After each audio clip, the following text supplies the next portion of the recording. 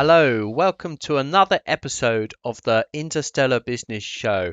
My name is Andrew Bull, and I'll be your host and guide on this journey of growing, working, and living smarter. Now, this podcast is especially for tech CEOs and their companies. We're going to be sharing the big ideas and breakthrough insights that will help you grow and elevate your mind and your business. Today, I'm joined by Lisa Evans, who is a speaker coach, an expert in public speaking and presentation. And she's going to be sharing some big ideas that I know you will find very helpful.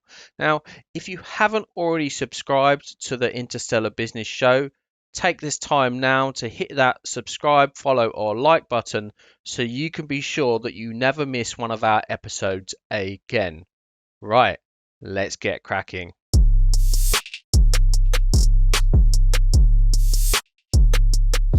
So welcome to another episode of the Interstellar Business Show. Today I'm joined by Lisa Evans, all the way from Australia. Thanks for joining us today, Lisa. You're welcome, Andrew. Great to be here. So even though you're all the way from the other side of a very, very big lake, not a pond, shall we say, do you serve the whole world as well? Absolutely, yeah. With the online tools that we've got these days, I can coach anywhere. And obviously, some time differences are better than others. But yeah, through the wonderful tool of Zoom, Skype, Teams, you name it, I can use that and work with people from wherever they are, which is awesome. I love it. On your bio, you describe yourself as a speaker coach who specializes in helping people make a difference with high impact public speaking. What is high impact public speaking?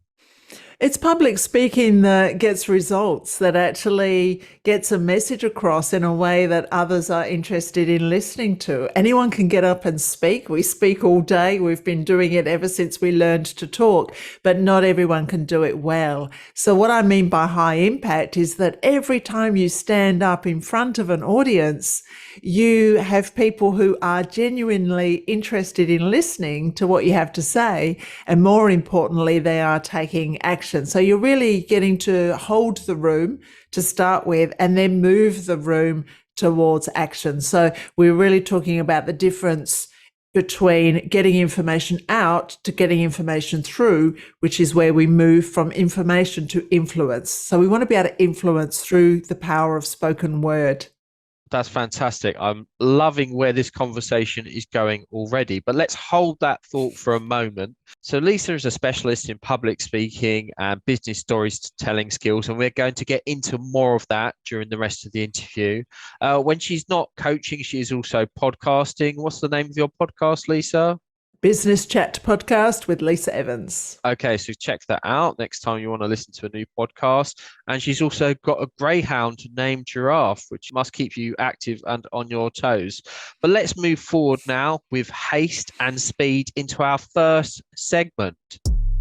Have courage. In this part of the show, we ask our guests to lead the way by revealing a secret or fact about themselves.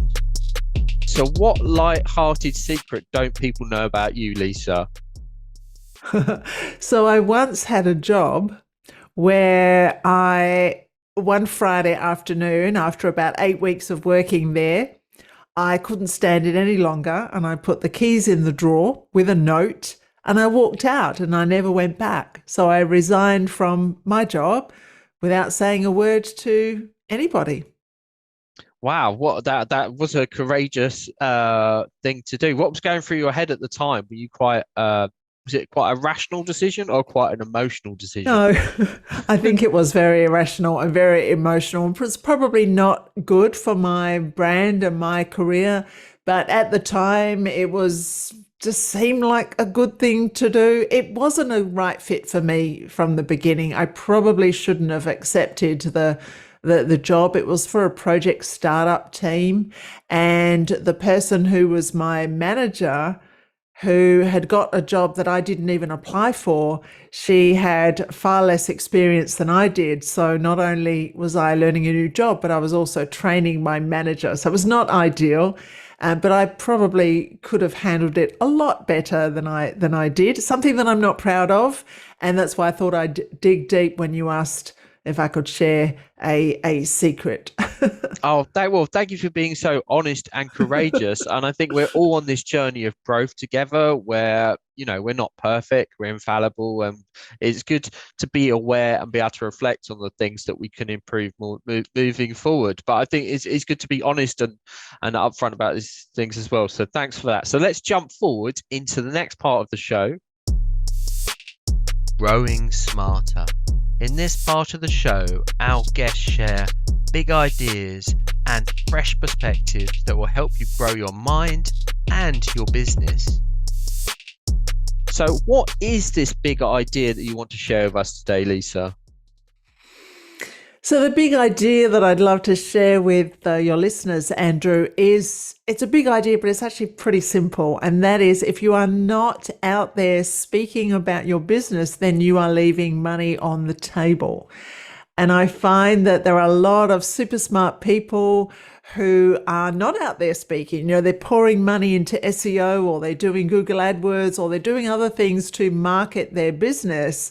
But the one thing that they could be doing, which is free to do, and if you're good at it, you get paid to do it, is go out there and speak confidently and clearly and compellingly about what you do and how you serve others.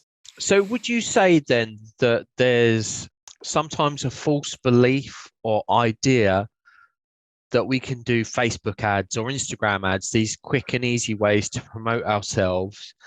And sometimes that seems like the dream, because in an ideal world, we set up our Facebook campaign, we pour money into it, and money comes back at 10 times the return on what we've invested.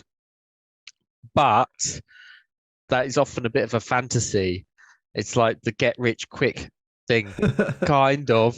Whereas doing something like talking, where you have to invest in educating yourself to a level, and probably the listeners on this show are already very well educated in their subjects, but also educating yourself on how to deliver, and then putting the effort into getting out to your audience. That's really what we should be focusing on, moving away from some of these false stories of quick wins with advertising.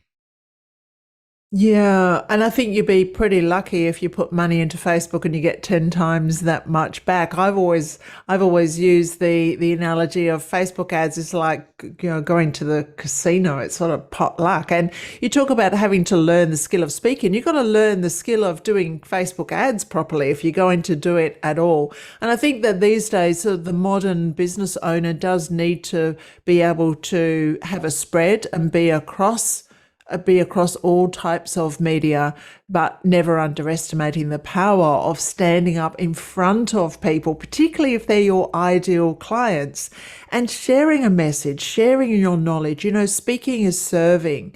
And we've all got wisdom and knowledge and expertise. And when we can package that up in a compelling talk, it doesn't have to be super long, 45-minute guest speaking appearance, can really reap benefits. And speaking doesn't cost you anything to do. It's easy enough to get guest speaking opportunities. And there are also opportunities where you can be paid to speak as well. And at the end of the day, business is human to human. And even more so since COVID, we crave human to human connection. We can't get that through a Facebook ad. Yes, we can tap into emotional buying, but there's nothing quite as powerful as standing in front of a live audience and speaking. Yeah, and you get that kind of electric kind of connection on many levels with people, because even now we're talking, and well, some people will just be listening to this maybe on Spotify or Apple Podcasts, so you're just hearing what we say. That's one form of communication, and I suppose the gaps between the words that we're saying kind of maybe another layer. Maybe you're watching on YouTube, in which case you've got some visuals. But then if you're in a room with someone, you've got kind of those other senses as well, almost like that animalistic connection with other people. Is this crazy, or is what I'm saying actually making sense, Lisa? It's making absolute sense. You've got a different energy in the room when you can really use your presence and your energy and your charisma. It's very hard to get that across the screen when you are at best a bobbing head. Even if we stand back, which we can't when we're on a podcast, it's primarily about the quality of sound, so we've got to be up close with our mic. But even if we got up and were to stand back a little bit, at best you'd still only get the top half of you, and yet we communicate with our body from the bottom of our feet right to the top of our head. And that's why it's so hard to do that effectively on a Zoom call or in a webinar setting. When we're in person with somebody, we can read the room, we can feel the room, we can alter our energy and our presence, and we can get that connection. We can get it on a much, much deeper level. And so, if I'm a tech CEO and I want to get my story out there, are there things that I shouldn't, that I want to focus on getting right, and things I want to focus on not getting right when I get into the world of speaking? Is there some typical pitfalls that people like find themselves tumbling into when they start out? Yeah, absolutely. The most common one would be the curse of too much information. We do it from a place of good intent. We want to share all our knowledge and tell everybody about all the stuff and all the things. But when we cram information in, we push our audience out. So often it is keeping it really simple. If you've been given 15 minutes to speak, then it's 15 minutes to speak. It's not going over time. It's not speaking too fast. You want to be able to make sure that you're understood. You want to speak at a nice rate and rhythm. So keeping it simple, keeping it down to, one big idea, one big theme, and perhaps 3 points, 3 big chunks of information, and then transitioning between one chunk to the other chunk, making sure that you start off strong and you also finish strong. And I find that most people understand that we need to start with a hook. We've got to get people in early so that they want to listen to what we have to say. But often what happens is people fizzle out at the end. So they start off strong, they put some great content in the middle, and then they say, that's all I've got time for. I thank you very much. Bye. And you're like, oh, have we finished? And they don't spend as much time closing off that talk with a really powerful ending and a call to action. They fizzle out at the end. So that's another thing, not having a structure. So having a whole bunch of thoughts and ideas, but not clearly put together in a structure. And a structure is great for, well, 2 reasons. It helps you as the speaker know where you're going next without having to rely on notes or memorizing any material. And it also helps your audience navigate along the way. When we are the speaker, we don't want our audience having to work hard at wondering where we're going with our message or what's this all about. We want to make it really easy for them. So we present them with a bit of a roadmap so they know exactly where we are going. And the other thing would be for tech people is making sure that you are not giving them too much geek speak or too much sort of technical information, particularly if they're not technical people. So are they familiar with your acronyms and your codes? If not, use very, very simple language. And if you're speaking with people who are non-technical and you're trying to get across technical concepts, then think about using the power of metaphor, analogies, short, simple stories, and powerful sensory language and visual images to get your message across a lot easier. Those are wonderful bits of actionable ideas that you shared. So thank you for that. And the one I would hone in on there was giving people like a roadmap at the front of your presentation. So you want to Yeah. do that a couple of slides in, maybe after your initial hook, you want to take them through the roadmap of what you're going to be talking about and covering. Is that right? Yeah, the roadmap is more for you. It's not for sort of announcing. Obviously, I like to start off with what I call the big promise. So the big promise is what's in it for them, right? So I might say something like, by the end of our talk today, you'll walk away with 3 practical tips to take your speaking skills to the next level. In this episode today, if we're talking about a podcast, so we're sort of telling them the outcome, if you like, but we're not necessarily laying it all out. Okay, wonderful. That makes sense. Yeah. And what's different about your approach than it when it comes to public speaking and helping people with that. Is it quite story focused then? Yeah, I do have a fascination for storytelling, and I encourage everybody that I work with. I work mainly with senior leaders. I encourage them to use stories wherever possible. Stories to help enhance their data. Stories to help them unpack their data. To really bring people along on a journey. So yes, we want higher impact public speaking and presentation skills, which means, being able to articulate your words and put together your slide deck and body language and all those things. But the story will take people on a journey. And, master communicators are always great at storytelling. So it's definitely a skill worth learning. Okay, so I'm going to put you on the spot right now, if that's not too inconvenient, and ask you, can you tell me a great story related to public speaking and how it's helped either yourself or maybe a client or someone you've known? Okay, so I can tell you about the first time that I found myself in front of a room full of people. I was a student midwife back in many, many years ago. And we used to have something called antenatal classes. So this would be where the parents to be would go along and learn all about pregnancy, having a baby, looking after a baby. This was, way before the internet. So you either learnt this thing through a textbook or through going to these classes. And my role as the student was to observe the midwife, the senior midwife, and to put out the chairs and to make the tea. That was my role. And on this particular night, the senior midwife who was running the session, she got called away for an urgent delivery. So there I was, left, literally holding the baby at the front of the class. There would have been about 50 wide-eyed parents to be sitting on bean bags in front of me. And this was the lesson where we were educating the group around the birthing process. So I'm standing at the front, my teeth are chattering, my knees are knocking. I've got a rag doll baby attached to this placenta with this knitted umbilical cord and a skeleton pelvis. And I'm trying to explain how this baby fits through this pelvis. Now, I was shaking so much that I ended up dropping the pelvis on the floor. It bounced off in one direction. The baby's hanging from the knitted umbilical cord.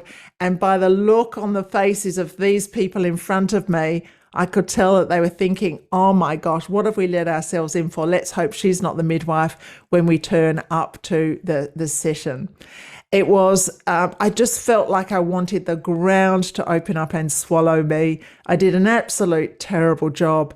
And luckily, I got to keep my job. I didn't lose my job over it, but that was my first experience of speaking in public.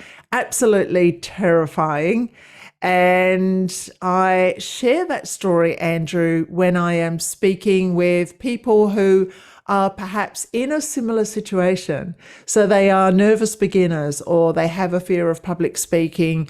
And I share that story to really get across that, I know what it feels like. I've been there too once. Because if I get up on stage or in front of a group of people and I start speaking or sharing my knowledge, then often you get this disconnect because the people in the chairs are going to be thinking, I could never be like that. I'm a nervous beginner. I don't know where to start. My knees are knocking. My teeth are chattering. So I tell that story so that people can relate to me as having been someone who has started just where they are right now. So your story always needs to be very relatable. It needs to be relevant, needs to be real, relevant, and relatable.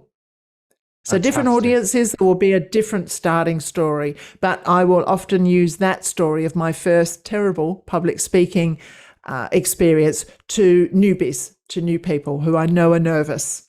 That makes so much sense. That's brilliant. What a wonderful story. And yeah, we've all been there on stage for the very first time. Yeah, I remember I did a talk at the BFI or this big film institution in London. And actually, I sat on stage for like 45 minutes as part of a panel. So it was actually wasn't a talk, but still, I was on stage as part of a panel.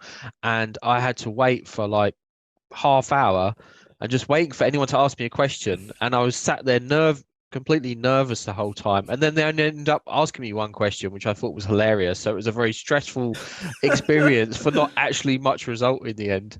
Anyway, there we go. So how can CEOs take easy first steps with this idea? How can they start telling better stories and improving their presentation skills? Well, to become a better storyteller, you've got to become a better story listener, first of all. And there is story material just about everywhere. And often people tell me, I can't tell stories because my life's ordinary. And they are the best stories, simple stories, ordinary stories, stories that can help illustrate a point. And they can be completely different to the point you're trying to make. So let's say, for example, somebody wants to illustrate a customer service example, then you don't need to have a customer and a service experience in the story. You can think laterally. Some of the best stories are lateral. So a trip to the shops, queuing in the cinema, a weekend camping away with the kids. These are all rich storytelling material where you discovered something, you learnt something, you found out something about yourself, there was some kind of a change or a transformation. So start collecting your everyday stories in a story bank and then start to think about the structure of a story. Now, you would have heard of the story arc, you would have heard of maybe Freytag's pyramid or Joseph Campbell's hero's journey. You know, they're quite complicated in terms of a story structure. So I like to say, well, remember your story has a beginning, a middle, and an end. You want to start off with a very short context, and then you want to get into the problem. And you need to remember that by the end of the story, the main character is always different than they were at the beginning. So a story is evidence of a transformation that's taken place. And the other thing for business leaders to consider is, who are you going to cast in the role of hero in your story? And look, some leaders cast themselves in the role of hero, and I guess that's okay if it's your story. But in the business setting, I find that it is much better, it comes across better if you cast somebody else in the role of hero. And obviously for the business owner or the business leader, the ideal person would be the end user or the client or the customer. And then your role in the story is as the mentor or the guru or the guide, the one that has the software solution or the one that has the new product. But it's the end user you want to put up on the pedestal and showcase how they changed as a result of you helping them with your system or your product or your service. Yeah, and I think that's a really powerful idea, the idea of transformation, because that's ultimately what people buy, whether you're buying some perfume or whether you're buying a complicated IT solution. You're not buying the nuts and bolts or the water and the chemicals. You're buying into that story of transformation of how I'm going to be better once I've bought this product. And also with that, we need to remember to keep it simple and to really focus on those benefits and explain it in a simple way. And the one that always sticks in my mind is, you know, when Steve Jobs introduced the iPod, you know, he didn't go into how much storage it has, and so he literally pulled it out of his pocket and he introduced it as 1,000 songs in your pocket. Well, like, yeah, we all want that.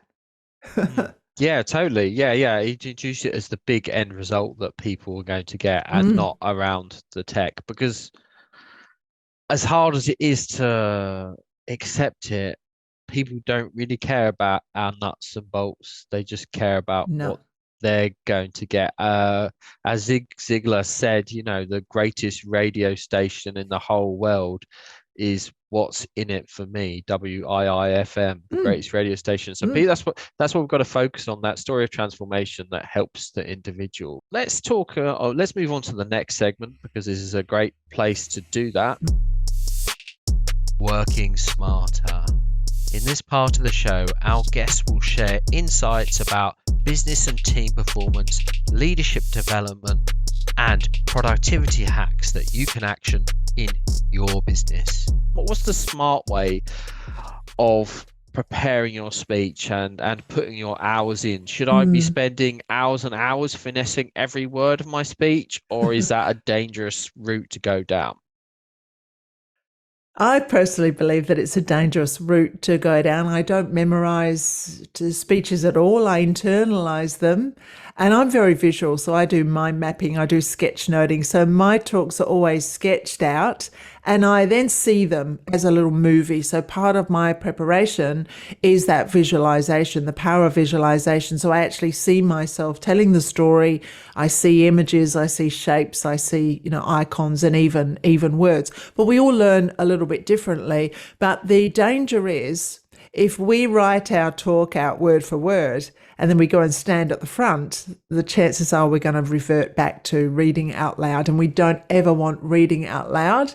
We want an authentic talk that is shared more from the heart and less about being word perfect. So I do have a template called ROCK. I'll just tell you what the letters stand for, and then people can grab the template if you'd like me to share the link with you. So ROCK is R for relevance, which answers the question of the so what, why should they care, what's in it for them, WIIFM. O is for outcome. We're beginning with the end in mind. It's much easier to craft a presentation when you know what the outcome is, where you want people to land. The C is for clarity, making sure everything is clear, your words, your message, your slides, any props you might use. And the K is for the key message. So if you work on the premise that people will forget, unfortunately, most of what you've said, what is the one thing that they must walk out the room with? Or in other words, if your talk were a bumper sticker, what would it say? What would be the 10 words or less? What would the tweet say if your talk were a tweet? And having that formula really does help you stay on track. With the content that goes in the middle, I always suggest, 3 main points or 3 big chunks with a nice transition from one chunk to the other, and then focus on the open and close. So let's move on to the next part of the show, living smarter. On this part of the show, our guest shares how they're trying to balance business growth, their working day, and personal life for them and their team. How do you manage to set a work-life balance and find time for yourself?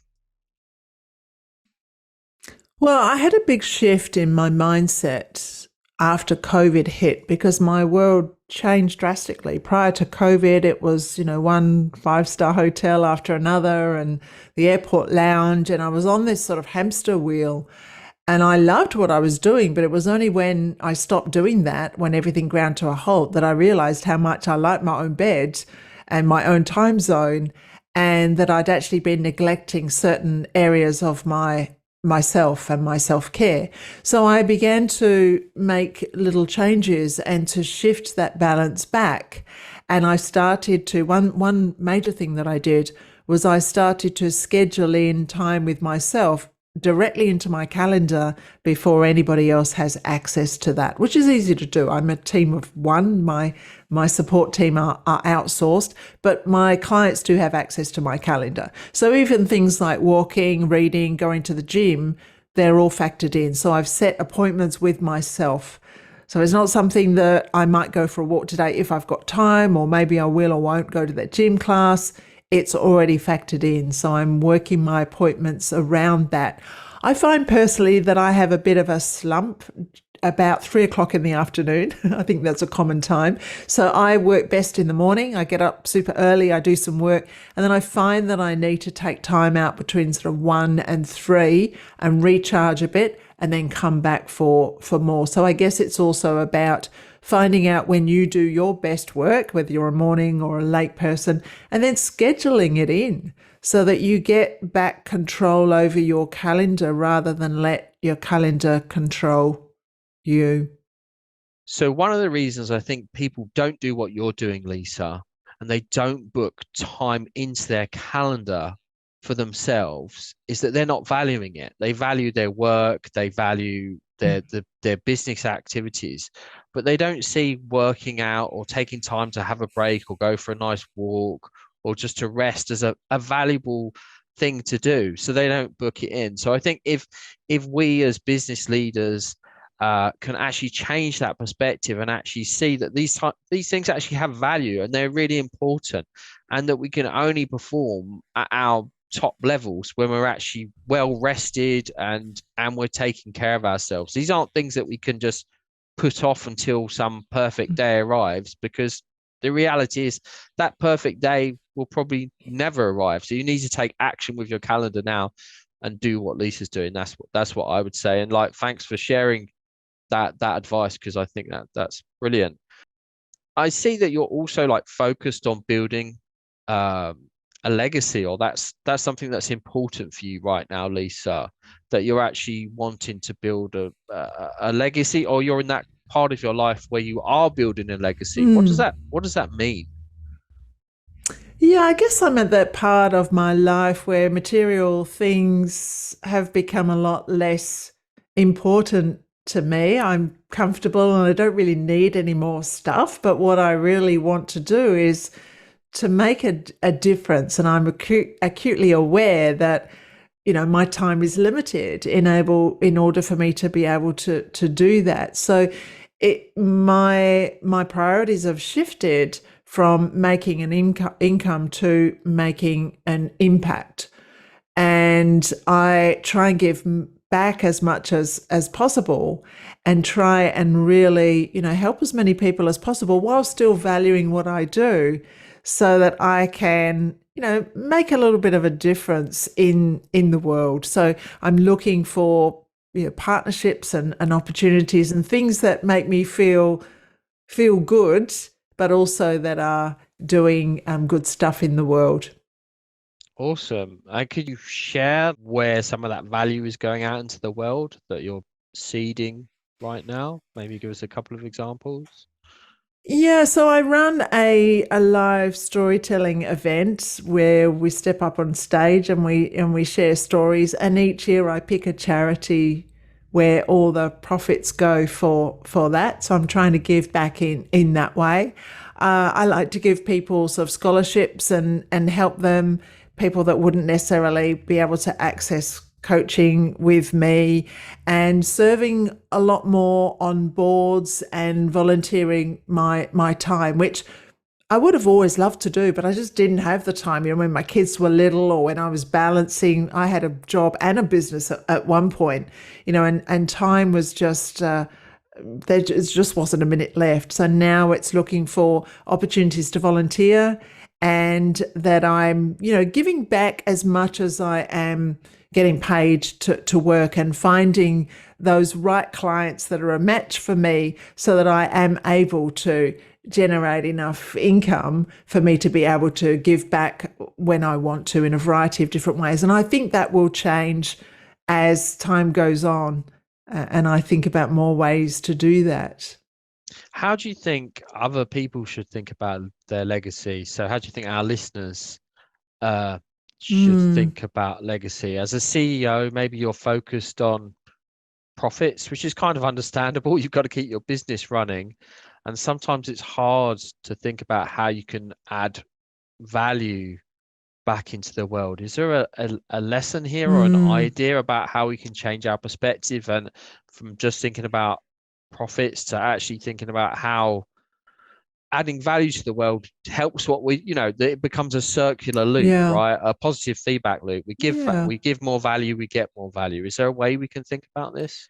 Yeah, I think starting off small, and sometimes we might think, oh, I'm only a solopreneur, or I don't have a budget for that, or I need to grow in order to be able to do that. But we can start off small, and there are quite a few. I don't know whether you've got something similar in the UK, but here in Australia, many of the charities have kind of set up, they've made it really easy for corporates to help.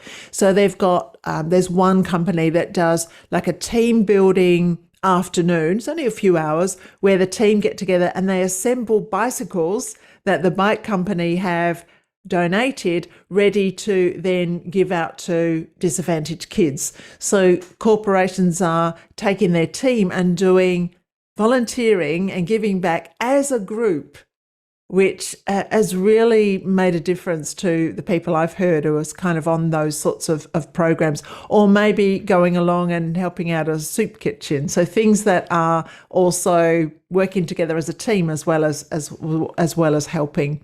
But I guess it's a matter of starting small. That's what I'd say, really.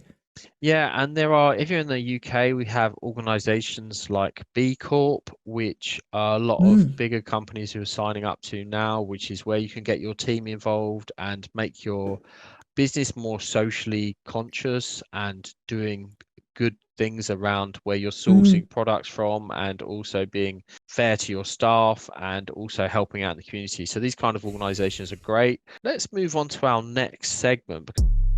Own your future. In this part of the show, our guest shares their big vision for the future and the steps that they are going to take to get there. When we talk about owning your future, I know you're very keen to scale out what you're doing. How are you going to achieve that scaling? Is that going to be all focused on you, or is that going to be focused on bringing other people into your business? Yeah, I'd like to bring other people into the business as licensed trainers so that they can deliver my IP. Because at the moment, I'm the one who's doing the delivery of the workshops and the programs and the coaching. So, in order to be able to reach more people and for me to be able to spend more time on other things, then that is definitely the next step that I'm planning to do within the next 6 to 12 months. And do you see yourself then as kind of the bottleneck in the business? Right now, I suppose that's quite a hard way of putting it, but do you see the fact that everything has to go through you as being a limiting factor on your growth and on the amount of people you can serve? And the reason why I really want to point this out now is because I know a lot of tech leaders who are in that position of bottlenecking not only the business but also being present in their lives by having everything having to go through them. So is that something that you can identify with?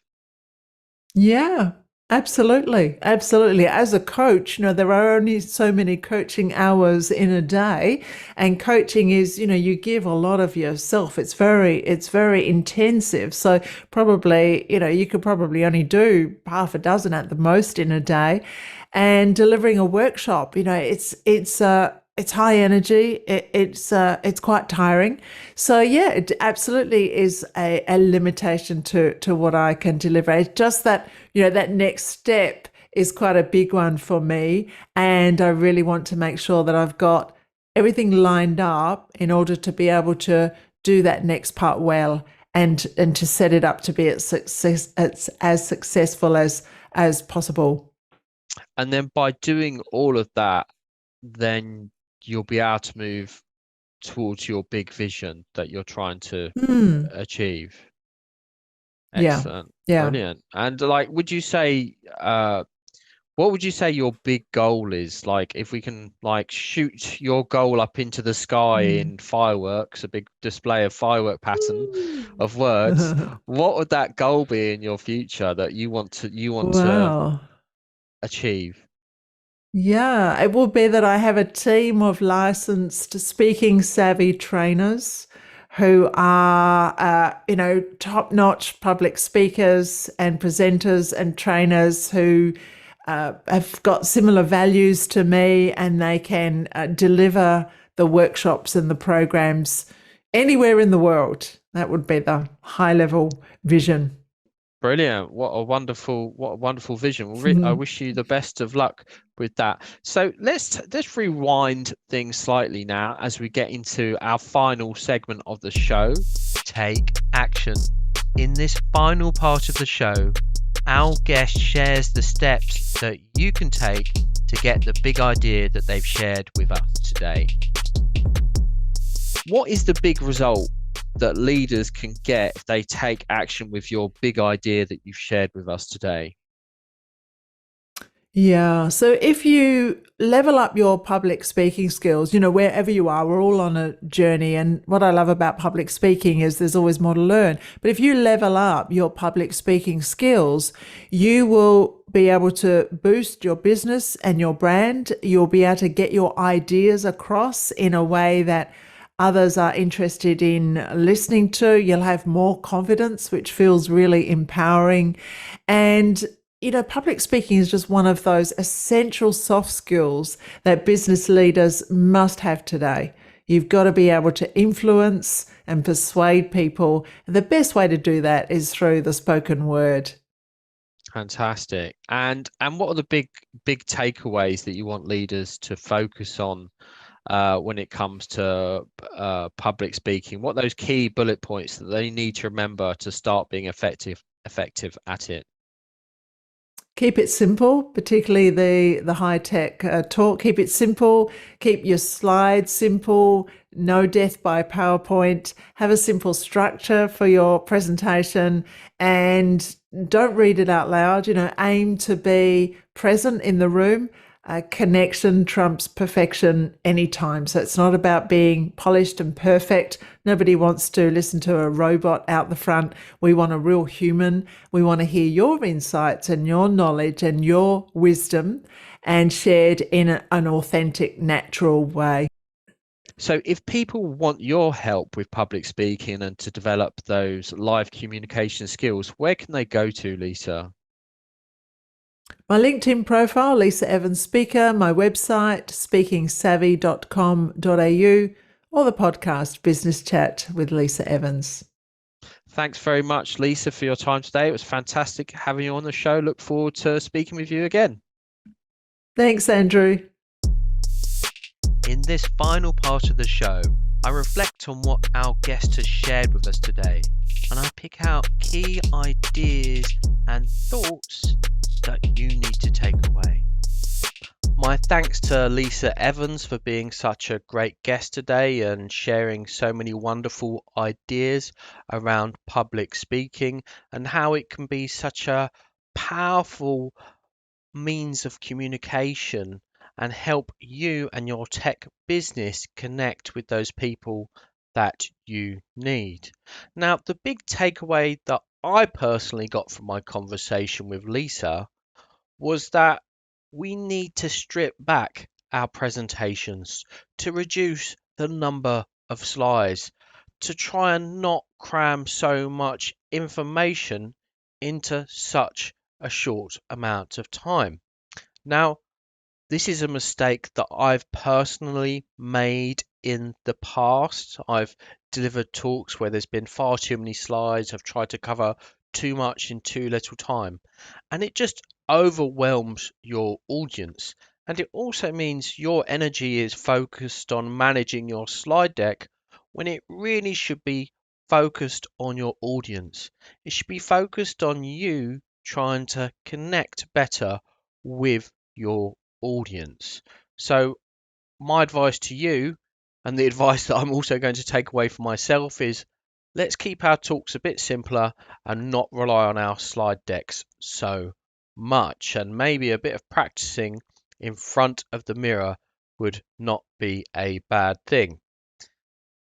Finally, if you haven't already subscribed to the Interstellar Business Show, please do that now, wherever you are.